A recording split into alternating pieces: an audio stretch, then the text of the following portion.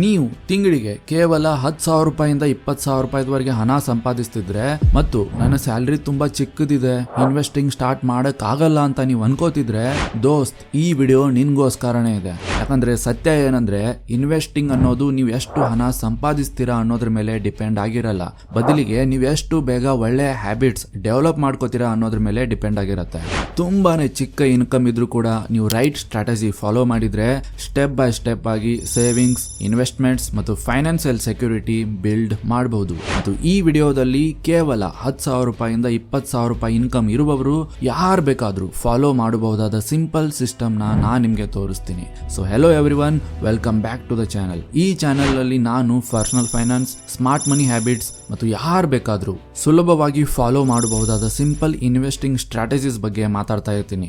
ಆದ್ದರಿಂದ ನೀವು ಈಗಷ್ಟೇ ನಿಮ್ಮ ಫೈನಾನ್ಷಿಯಲ್ ಜರ್ನಿ ಆರಂಭಿಸ್ತಿದ್ರೆ ಈ ವಿಡಿಯೋನ ಮಿಸ್ ಮಾಡದೆ ಕೊನೆವರೆಗೂ ನೋಡಿ ಅಂತ ನಾನು ನಿಮಗೆ ರಿಕ್ವೆಸ್ಟ್ ಮಾಡ್ಕೋತೀನಿ. So without any further delay, let's get into the video. Step number 1, pay yourself first.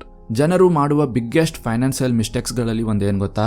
Salary ಬಂದ್ಮೇಲೆ ಅವರು ಮೊದಲು ಅದನ್ನ ಸ್ಪೆಂಡ್ ಮಾಡ್ತಾರೆ, ಉಳಿದಿರುವ ಹಣನ ಸೇವಿಂಗ್ಸ್ ಮಾಡ್ತಾರೆ. ಆದ್ರೆ ಸರಿಯಾದ ವಿಧಾನ ಇದರ ಕಂಪ್ಲೀಟ್ ಅಪೋಸಿಟ್ ಇದೆ. ಒಂದು ಉದಾಹರಣೆ ನೋಡೋಣ. ನಿಮ್ಮ ಮಂತ್ಲಿ ಇನ್ಕಮ್ ಕೇವಲ 15,000 ರೂಪಾಯಿ ಇದೆ ಅಂತ ಅನ್ಕೊಳ್ಳೋಣ. ಸ್ಯಾಲ್ರಿ ಬಂದ ತಕ್ಷಣನೇ ನೀವು 3,000 to 4,000 ರೂಪಾಯಿನ ಒಂದು ಸೆಪರೇಟ್ ಅಕೌಂಟ್ಗೆ ಟ್ರಾನ್ಸ್ಫರ್ ಮಾಡಬೇಕು. ಇದನ್ನೇ pay yourself first rule ಅಂತ ಕರೀತಾರೆ. ಹೀಗೆ ನೀವು ಸ್ಪೆಂಡಿಂಗ್ ಮಾಡುವ ಮೊದಲೇ ನಿಮ್ಮ ಹಣನ ಸೆಪರೇಟ್ ಮಾಡಿದ್ರೆ ಹಣ ಉಳಿತಾಯ ಮಾಡುವುದು ನಿಮ್ಮ ಪ್ರಯಾರಿಟಿ ಆಗುತ್ತೆ. ಅಂದ್ರೆ ಹಣ ಖರ್ಚು ಆಗೋ ಮೊದಲೇ ನೀವು ನಿಮ್ಮ ಉಳಿತಾಯ ಮಾಡಿರ್ತೀರ. Step number 2, protect yourself before investing. ನಾವು ಉಳಿತಾಯ ಮಾಡಿರುವ ಹಣನ ಇನ್ವೆಸ್ಟ್ ಮಾಡುವ ಮೊದಲು ಒಂದು ತುಂಬಾ ಇಂಪಾರ್ಟೆಂಟ್ ವಿಷಯ ಅರ್ಥ ಮಾಡ್ಕೋಬೇಕು ಮತ್ತು ಆಲ್ಮೋಸ್ಟ್ ಎಲ್ಲ ಜನ ಇದನ್ನ ಇಗ್ನೋರ್ ಮಾಡ್ತಾರೆ. ಆ ಇಂಪಾರ್ಟೆಂಟ್ ವಿಷಯ ಯಾವ್ದಂತ ಹೇಳ್ತೀನಿ, ಧ್ಯಾನದಿಂದ ಕೇಳಿಸ್ಕೊಳ್ಳಿ. ಈಗ ಒಮ್ಮೆ ಇಮ್ಯಾಜಿನ್ ಮಾಡಿ, ನೀವು ಹಲವಾರು ತಿಂಗಳು ಸೇವಿಂಗ್ಸ್ ಮಾಡ್ತಾನೆ ಇರ್ತೀರಾ ಮತ್ತು ತಿಂಗಳ 3,000ನೋ 4,000ನೋ ಪ್ರತಿ ತಿಂಗಳು ಉಳಿತಾಯ ಮಾಡಿ 1 ವರ್ಷದ ಒಳಗಡೆ 30,000 ರೂಪಾಯಿ ಅಥವಾ 40,000 ರೂಪಾಯಿ ಸೇವಿಂಗ್ಸ್ ಬಿಲ್ಡ್ ಮಾಡಿರ್ತೀರಾ ಅಂತ ಅನ್ಕೊಳ್ಳೋಣ. ಆದ್ರೆ ಒಂದು ದಿನ ಏಕಾಏಕಿ ಫ್ಯಾಮಿಲಿ ಮೆಡಿಕಲ್ ಎಮರ್ಜೆನ್ಸಿ ಬರುತ್ತೆ. ಆಗ ಒಂದು ದೊಡ್ಡ ಹಾಸ್ಪಿಟಲ್ ಬಿಲ್ ಬಂದ್ರೆ ವರ್ಷಾನುಗಟ್ಲೆ ಉಳಿತಾಯ ಮಾಡಿರುವ ಹಣ ಒಂದೇ ಸಾರಿ ವೈಪ್ ಔಟ್ ಆಗಬಹುದು. ಅದಕ್ಕೆ ಫೈನಾನ್ಷಿಯಲ್ ಪ್ಲಾನಿಂಗ್ ಅಂದ್ರೆ ಕೇವಲ ಇನ್ವೆಸ್ಟಿಂಗ್ ಮಾತ್ರ ಅಲ್ಲ, ನಮ್ಮನ್ನ ಫೈನಾನ್ಸಿಯಲಿ ಪ್ರೊಟೆಕ್ಟ್ ಮಾಡಿಕೊಳ್ಳುವುದು ಕೂಡ ಈಕ್ವಲಿ ಇಂಪಾರ್ಟೆಂಟ್ ಇರುತ್ತೆ. ತುಂಬಾ ಜನ ಇಗ್ನೋರ್ ಮಾಡುವ ಒಂದು ವಿಷಯ ಯಾವ್ದಂದ್ರೆ ಇನ್ಶೂರೆನ್ಸ್. ನಮ್ಮ ಹತ್ರ ಇನ್ಶೂರೆನ್ಸ್ ಇದ್ರೆ ಒಂದಲ್ಲ ಒಂದು ದಿನ ಅದು ನಮ್ಮ ಕೈ ಹಿಡದೇ ಹಿಡಿಯತ್ತೆ. ಆದ್ರೂ ಸಹ ನಮ್ಮಲ್ಲಿ ತುಂಬಾ ಜನ ಇನ್ಶೂರೆನ್ಸ್ ಮಾಡ್ಕೊಂಡೇ ಇರಲ್ಲ. ಯಾಕಂದ್ರೆ ನಮ್ಗೆ ಇನ್ಶೂರೆನ್ಸ್ ಅನ್ನೋ ವಿಷಯನೇ ಕರೆಕ್ಟ್ ಆಗಿ ಅರ್ಥನೇ ಆಗಿರಲ್ಲ, ಅಥವಾ ಆಮೇಲೆ ಮಾಡ್ಕೊಂಡ್ರೆ ಆಯ್ತು ಅಂತ ಪೋಸ್ಟ್ಪೋನ್ ಮಾಡ್ತಾನೆ ಇರ್ತೀವಿ. ಮತ್ತು ನಾನು ಸಹ ಹೀಗೆ ಯೋಚನೆ ಮಾಡ್ತಿದ್ದೆ. ಆದ್ರೆ ನಿಜವಾದ ಪ್ರಾಬ್ಲಮ್ ಏನ್ ಗೊತ್ತಾ, ನಮ್ಗೆ ಸಿಂಪಲ್ ಆಗಿ ಇದ್ರ ಬಗ್ಗೆ ಯಾರು ಹೇಳೋದೇ ಇಲ್ಲ. ನಾವು ಇನ್ಶೂರೆನ್ಸ್ ತಗೊಳ್ಳೋದಕ್ಕೆ ತುಂಬಾ ಯೋಚನೆ ಮಾಡ್ತೀವಿ. ಆದ್ರೆ ಒಂದು ಫ್ಯಾಮಿಲಿ ಎಮರ್ಜೆನ್ಸಿ ಬಂದ್ರೆ ನಿಮ್ಮ ಹತ್ತಿರ ಎಮರ್ಜೆನ್ಸಿ ಫಂಡ್ ಇದೆಯಾ? ನಿಮ್ಮ ಎಲ್ಲಾ ಮೆಡಿಕಲ್ ಕಾಸ್ಟ್ ಕವರ್ ಮಾಡೋದಕ್ಕೆ ನಿಮ್ಮ ಹತ್ತಿರ ಸೇಫ್ಟಿ ಫಂಡ್ ಇದೆಯಾ? ಅದಕ್ಕಾಗಿ ನಾನು ನಿಮ್ಗೆ ಈಗಲೇ ಹೆಲ್ತ್ ಇನ್ಶೂರೆನ್ಸ್ ನಲ್ಲಿ ಇನ್ವೆಸ್ಟ್ ಮಾಡುವ ಸಲಹೆ ಕೊಡ್ತೀನಿ. ಯಾಕಂದ್ರೆ ನೀವು ಸ್ಟಾಕ್ಸ್ ಅಥವಾ ಮ್ಯೂಚುವಲ್ ಫಂಡ್ಸ್ ಅಲ್ಲಿ ಇನ್ವೆಸ್ಟ್ ಮಾಡುವ ಮೊದಲು ನೀವು ಇನ್ಶೂರೆನ್ಸ್ ಕಡ್ಡಾಯವಾಗಿ ಮಾಡಿಸ್ಕೋಬೇಕು. ಕೇವಲ 700 ರೂಪಾಯಿಂದ 900 ರೂಪಾಯಿ ಪ್ರತಿ ತಿಂಗಳು ಕೊಟ್ರೆ ನಿಮ್ಮ ಸಂಪೂರ್ಣ ಫ್ಯಾಮಿಲಿಗೆ 10 ರಿಂದ 20 ಲಕ್ಷಗಳಷ್ಟು ಕವರೇಜ್ ಸಿಗುತ್ತೆ. ಅದರಲ್ಲಿ ಕ್ರಿಟಿಕಲ್ ಇಲ್ನೆಸ್ ಕೂಡ ಕವರ್ ಆಗುತ್ತೆ. ಇದರ ಅರ್ಥ ಏನಂದ್ರೆ ಒಂದು ಮೆಡಿಕಲ್ ಎಮರ್ಜೆನ್ಸಿ ಬಂದ್ರೂ ನೀವು ಕಷ್ಟಪಟ್ಟು ಸೇವ್ ಮಾಡಿರುವ ಪೂರ್ತಿ ಸೇವಿಂಗ್ಸ್ ಕಂಪ್ಲೀಟ್ಲಿ ವೈಪ್ ಔಟ್ ಆಗಲ್ಲ. ಮತ್ತೊಂದು ಗುಡ್ ನ್ಯೂಸ್ ಏನಂದ್ರೆ ಗವರ್ಮೆಂಟ್ ಈಗ GST ಅನ್ನು ರಿಮೂವ್ ಮಾಡಿರುವುದರಿಂದ ನೀವು ಪ್ರೀಮಿಯಂ ಮೇಲೆ ಸುಮಾರು 18% ವರೆಗೆ ಉಳಿತಾಯ ಮಾಡಬಹುದು. ಅಂದ್ರೆ ಈಗ ಇನ್ಶೂರೆನ್ಸ್ ತಗೊಳ್ಳುವುದಕ್ಕೆ ಪರ್ಫೆಕ್ಟ್ ಟೈಮ್. ಪ್ರತಿಯೊಬ್ಬರು ಹೆಲ್ತ್ ಇನ್ಶೂರೆನ್ಸ್ ತೆಗೆದುಕೊಳ್ಳುವಾಗ ಅವ್ರದೇ ಆದ ರಿಕ್ವೈರ್ಮೆಂಟ್ ಇರುತ್ತೆ. ಒಬ್ಬೊಬ್ಬರಿಗೆ ಒಂದೊಂದು ರೀತಿಯ ಅಗತ್ಯಗಳಿರ್ತವೆ. ಅದಕ್ಕೆ ಪ್ರತಿಯೊಬ್ಬರಿಗೂ ನೀವು ಇದೇ ಪ್ಲಾನ್ ತಗೋಬೇಕು, ಈ ಪ್ಲಾನೇ ನಿಮ್ಗೆ ಪರ್ಫೆಕ್ಟ್ ಆಗಿ ಸೂಟ್ ಆಗತ್ತೆ ಅಂತ ನಾ ಹೇಳಲು ಸಾಧ್ಯವಿಲ್ಲ. ನಿಮ್ಗೆ ಪರ್ಸನಲೈಸ್ಡ್ ಕನ್ಸಲ್ಟೇಷನ್ ಬೇಕು ಅಂದ್ರೆ ನಮ್ಮ ಈ ವಿಡಿಯೋ ಪಾರ್ಟ್ನರ್ಸ್ ಆಗಿರುವ ಡಿಟ್ಟೋ ಮೂಲಕ ನೀವು ನಿಮ್ಗೆ ಸೂಟ್ ಆಗುವ ಬೆಸ್ಟ್ ಹೆಲ್ತ್ ಇನ್ಶೂರೆನ್ಸ್ ಆಯ್ಕೆ ಮಾಡಿಕೊಳ್ಳಲು ಸಹಾಯ ಪಡೆಯಬಹುದು. ಇದು IRDAI ಸರ್ಟಿಫಿಕೇಶನ್ ಇರುವ ಒಂದು ಪ್ಲಾಟ್ಫಾರ್ಮ್. ಡಿಟ್ಟೋ ನಿಮ್ಮ ಇನ್ಶೂರೆನ್ಸ್ ಡಾಕ್ಯುಮೆಂಟೇಶನ್ ಸಂಪೂರ್ಣವಾಗಿ ಹ್ಯಾಂಡಲ್ ಮಾಡುತ್ತೆ. ಅದಕ್ಕೂ ಯಾವುದೇ ಚಾರ್ಜಸ್ ಇರುವುದಿಲ್ಲ. ಕಂಪ್ಲೀಟ್ಲಿ ಫ್ರೀ ಡಾಕ್ಯುಮೆಂಟೇಶನ್ ಮಾಡ್ತಾರೆ.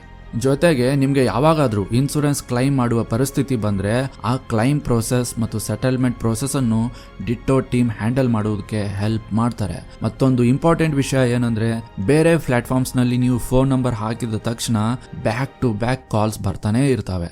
ಆದ್ರೆ ಇಲ್ಲಿ ನಿಮ್ಗೆ ಕಾಲ್ಸ್ ಬರಬೇಕು ಅಂದ್ರೆ ನೀವು ಸ್ಲಾಟ್ ಬುಕ್ ಮಾಡಿದ್ರೆ ಮಾತ್ರ ಬರ್ತಾವೆ. ನಿಮ್ಗೆ ಎಷ್ಟು ಕನ್ಸಲ್ಟೇಷನ್ ಬೇಕೋ ಅಷ್ಟನ್ನೇ ಪಡೆಯಬಹುದು. ನೀವು ಬುಕ್ ಮಾಡಿದ ಟೈಮ್ ಸ್ಲಾಟ್ ನಲ್ಲಿ ಮಾತ್ರ ನಿಮ್ಗೆ ಕಾಲ್ ಬರುತ್ತೆ. ನಿಮ್ಗೆ ಫ್ರೀ ಕನ್ಸಲ್ಟೇಷನ್ ಕನ್ನಡದಲ್ಲಿ ಬೇಕು ಅಂದ್ರೆ ಸ್ಲಾಟ್ ಬುಕ್ ಮಾಡುವಾಗ ಕೆಳಗಿನ ಬಾಕ್ಸ್ ನಲ್ಲಿ ಮೆನ್ಷನ್ ಮಾಡಬಹುದು. ಮತ್ತು ನಿಮ್ಗೆ ಯಾವಾಗ ಪಾಲಿಸಿ ತಗೋಬೇಕು ಅನ್ಸತ್ತೋ ಆವಾಗಲೇ ತಗೋಬಹುದು. ನಿಮ್ಗೆ ಯಾರು ಒತ್ತಾಯ ಮಾಡಲ್ಲ. ಹೀಗಾಗಿ ನೀವು ditto free premium insurance advisory service book ಮಾಡಬೇಕು ಅಂದ್ರೆ ಡಿಸ್ಕ್ರಿಪ್ಷನ್ ಮತ್ತು ಪಿನ್ಡ್ ಕಮೆಂಟ್ ನಲ್ಲಿ ಲಿಂಕ್ ಕೊಟ್ಟಿದ್ದೀನಿ. ಆಸಕ್ತರು ಮಿಸ್ ಮಾಡದೆ ಚೆಕ್ ಮಾಡ್ಕೊಳ್ಳಿ ಮತ್ತು ಪ್ರೀ ಕನ್ಸಲ್ಟೇಷನ್ ಬುಕ್ ಮಾಡಿ. ಇನ್ನ ಮುಂದಿನ ಸ್ಟೆಪ್ ಮಾಡೋಣ. ಸ್ಟೆಪ್ ನಂಬರ್ 3, ಸೆಟ್ ಅ ಸ್ಪೆಂಡಿಂಗ್ ಲಿಮಿಟ್. ಉದಾಹರಣೆಗೆ ನಿಮ್ಮ ತಿಂಗಳ ಆದಾಯ 15,000 ರೂಪಾಯಿ ಇದೆ ಅಂತ ಅನ್ಕೊಳ್ಳೋಣ. ಆ ಹಣವನ್ನು ನಾವು ಸಿಂಪಲ್ ಆಗಿ ಈ ರೀತಿ ಡಿವೈಡ್ ಮಾಡಬಹುದು. 4,000 ಸೇವಿಂಗ್ಸ್ ಅಥವಾ ಇನ್ವೆಸ್ಟ್ಮೆಂಟ್, 3,000 ಫಿಕ್ಸ್ ಖರ್ಚುಗಳು ಅಂದ್ರೆ ಫೀಸ್, ಬಿಲ್ಸ್ ಇತ್ಯಾದಿ, 6,000 ಪರ್ಸನಲ್ ಖರ್ಚುಗಳು, 2,000 ಫ್ಯಾಮಿಲಿ ಕಾಂಟ್ರಿಬ್ಯೂಷನ್ ಅಥವಾ ಬೇರೆ ಬೇರೆ ಅಗತ್ಯಗಳಿಗೆ ಖರ್ಚಾಗತ್ತೆ ಅಂತ ಅನ್ಕೊಳ್ಳೋಣ. ಇಲ್ಲಿ ಮುಖ್ಯವಾದ ವಿಷಯ ಏನಂದ್ರೆ ನಿಮ್ಮ ಖರ್ಚಿಗೆ ಒಂದು ಕ್ಲಿಯರ್ ಲಿಮಿಟ್ ಇಟ್ಕೊಳ್ಳೋದು. ಯಾಕಂದ್ರೆ ತುಂಬಾ ಜನ ತಮ್ಮ ಹಣನ ಕಳ್ಕೊಳ್ಳೋದು ದೊಡ್ಡ ಖರ್ಚುಗಳಿಂದಲ್ಲ, ಬದಲಿಗೆ ಸಣ್ಣ ಸಣ್ಣ ಆನ್ಲೈನ್ ಪೇಮೆಂಟ್ಸ್ ಗಳಿಂದ. 50 ರೂಪಾಯಿ ಇಲ್ಲಿ, 100 ರೂಪಾಯಿ ಅಲ್ಲಿ, 200 ರೂಪಾಯಿ ಇನ್ನೆಲ್ಲೋ. ಇಂಥ ಸಣ್ಣ ಸಣ್ಣ ಟ್ರಾನ್ಸಾಕ್ಷನ್ಗಳು ಆಗುತ್ತಾ ಹೋಗ್ತವೆ. ತಿಂಗಳಿನ ಕೊನೆಯಲ್ಲಿ ನೋಡಿದ್ರೆ ಹಣ ಎಲ್ಲಿಗೆ ಹೋಯ್ತು ಅನ್ನೋದೇ ಗೊತ್ತಾಗೋದಿಲ್ಲ. ಆದ್ದರಿಂದ ಪ್ರತಿಯೊಂದು ತಿಂಗಳಿಗೂ ಒಂದು ಸ್ಪೆಂಡಿಂಗ್ ಲಿಮಿಟ್ ಇಟ್ಕೊಳ್ಳುವುದು ತುಂಬಾನೇ ಮುಖ್ಯ. Step number 4, build on emergency fund. ಈಗ ಒಂದ್ ವೇಳೆ ನೀವು ಪ್ರತಿ ತಿಂಗಳು 3,000 ರೂಪಾಯಿಂದ 4,000 ರೂಪಾಯಿವರೆಗೆ ಉಳಿತಾಯ ಮಾಡ್ತಿದ್ದೀರಿ ಅಂತ ಅನ್ಕೊಳ್ಳೋಣ. ತುಂಬಾ ಜನ ಮಾಡೋ ತಪ್ಪೇನಂದ್ರೆ ಹಣ ಸೇವ್ ಮಾಡ್ತಿದ್ದಂತೆ ಅದನ್ನ ಇನ್ವೆಸ್ಟ್ ಮಾಡುವುದಕ್ಕೆ ಶುರು ಮಾಡ್ಬಿಡ್ತಾರೆ. ಆದ್ರೆ ಅದಕ್ಕಿಂತ ಮೊದಲು ತುಂಬಾ ಮುಖ್ಯವಾದ ಒಂದು ಕೆಲಸ ಇದೆ. ಅದೇನಂದ್ರೆ ಮೊದಲಿಗೆ ಆ ಹಣನ 3 ತಿಂಗಳುಗಳ ಕಾಲ ಅಕ್ಯುಮುಲೇಟ್ ಆಗೋದಕ್ಕೆ ಬಿಡಬೇಕು. ಉದಾಹರಣೆಗೆ ನೀವು ಪ್ರತಿ ತಿಂಗಳು 4,000 ರೂಪಾಯಿ ಉಳಿತಾಯ ಮಾಡಿದ್ರೆ 3 ತಿಂಗಳ ನಂತರ ನಿಮ್ಮ ಬಳಿ ಸುಮಾರು 12,000 ರೂಪಾಯಿ ಇರುತ್ತೆ. ಈ ಹಣನ ಈಗ ನಾವು 2 ಭಾಗಗಳಾಗಿ ಡಿವೈಡ್ ಮಾಡೋಣ. 40% ಎಮರ್ಜೆನ್ಸಿ ಫಂಡ್ಗೋಸ್ಕರ, 60% ಇನ್ವೆಸ್ಟ್ಮೆಂಟ್ಗೋಸ್ಕರ. ಎಮರ್ಜೆನ್ಸಿ ಫಂಡ್ ಅಂದ್ರೆ ಅದು ನಿಮ್ಮ ಸೇಫ್ಟಿ ನೆಟ್.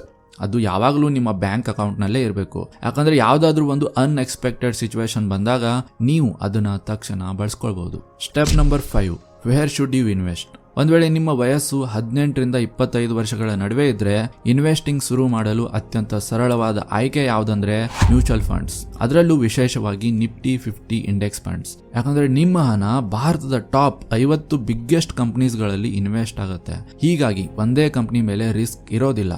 ನಿಮ್ಮ ಹಣ ಆಟೋಮೆಟಿಕಲಿ 50 ಸ್ಟ್ರಾಂಗ್ ಕಂಪನೀಸ್ ಗಳಲ್ಲಿ ಡೈವರ್ಸಿಫೈ ಆಗುತ್ತೆ. ಇತಿಹಾಸ ನೋಡಿದ್ರೆ ಲಾಂಗ್ ಟರ್ಮ್ ನಲ್ಲಿ ಈ ರೀತಿಯ ಫಂಡ್ಸ್ ಸುಮಾರು 12% ರಿಂದ 13% ವರೆಗೆ ಅವರೇಜ್ ಆನ್ಯುವಲ್ ರಿಟರ್ನ್ಸ್ ಕೊಡ್ತಾ ಬಂದಿವೆ.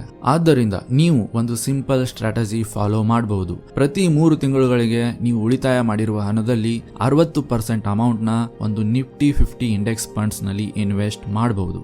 ಇದರಿಂದ ನಿಧಾನವಾಗಿ ನಿಮ್ಮ ಹಣ ಕಂಪೌಂಡ್ ಆಗಿ ಗ್ರೋ ಆಗುತ್ತಾ ಹೋಗುತ್ತೆ.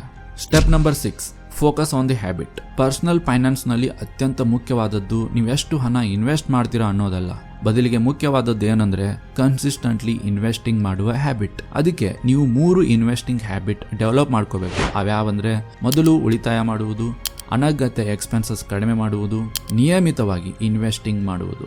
ಆಗ ಸಮಯದೊಂದಿಗೆ ಸಣ್ಣ ಸಣ್ಣ ಅಮೌಂಟ್ಗಳು ಕೂಡ ದೊಡ್ಡದಾಗಿ ಗ್ರೋ ಆಗಬಹುದು ಮತ್ತು ಒಂದು ಮೀನಿಂಗ್ಫುಲ್ ವೆಲ್ತ್ ಆಗಿ ರೂಪುಗೊಳ್ಳಬಹುದು. ನನ್ನ ಫೈನಲ್ ಅಡ್ವೈಸ್ ಏನಂದ್ರೆ ನೀವು ತಿಂಗಳಿಗೆ ಕೇವಲ 10,000 ರೂಪಾಯಿಂದ 20,000 ರೂಪಾಯಿ ಗಳಿಸ್ತಿದ್ರೆ ಈ ಒಂದು ವಿಚಾರವನ್ನು ನೆನಪಿಟ್ಕೊಳ್ಳಿ. ಸಣ್ಣ ಸ್ಯಾಲರಿ ಇರುವುದು ನಿಜವಾದ ಪ್ರಾಬ್ಲಮ್ ಅಲ್ಲ, ಬದಲಿಗೆ ನಿಮ್ಮ ದುಡ್ಡು ಮ್ಯಾನೇಜ್ ಮಾಡುವ ಸಿಸ್ಟಮ್ ಇಲ್ಲದಿರುವುದು ನಿಮ್ಮ ನಿಜವಾದ ಪ್ರಾಬ್ಲಮ್. ಅದಕ್ಕೆ ನೀವು ಹಿಂದೆ ಈ 3 ವಿಷಯ ಶುರು ಮಾಡಿ. ಕನ್ಸಿಸ್ಟೆಂಟ್ಲಿ ಸೇವಿಂಗ್ ಮಾಡುವುದು, ನಿಮ್ಮನ್ನು ಫೈನಾನ್ಸಿಯಲಿ ಪ್ರೊಟೆಕ್ಟ್ ಮಾಡ್ಕೊಳ್ಳುವುದು, ನಿಯಮಿತವಾಗಿ ಇನ್ವೆಸ್ಟಿಂಗ್ ಮಾಡುವುದು. ಆಗ ನಿಧಾನವಾಗಿ ನಿಮ್ಮ ಫೈನಾನ್ಸಿಯಲ್ ಸ್ಟೆಬಿಲಿಟಿ ಮತ್ತು ಲಾಂಗ್ ಟರ್ಮ್ ವೆಲ್ತ್ ಬಿಲ್ಡ್ ಆಗುವುದಕ್ಕೆ ಶುರು ಆಗುತ್ತೆ. ಇನ್ವೆಸ್ಟಿಂಗ್ ಮಾಡುವುದರ ಜೊತೆಗೆ ನೀವು ರೈಟ್ ಇನ್ಸೂರೆನ್ಸ್ ಮೂಲಕ ನಿಮ್ಮನ್ನ ಫೈನಾನ್ಸಿಯಲಿ ಪ್ರೊಟೆಕ್ಟ್ ಮಾಡ್ಕೊಳ್ಳುವುದು ತುಂಬಾ ಮುಖ್ಯ.